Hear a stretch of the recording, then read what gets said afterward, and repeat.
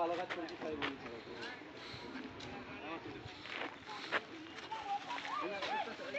আস্তে আস্তে আস্তে আস্তে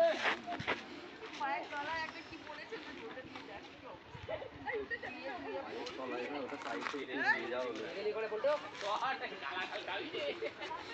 দাদা কি বুঝতে পারছ না তুই সারা দিন বিড়ি খাইছিস কত জীবনে আবুড়া থেকে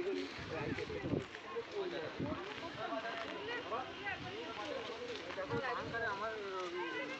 উপরে বর্ষা খাবার ছিল এসে উঠে এসো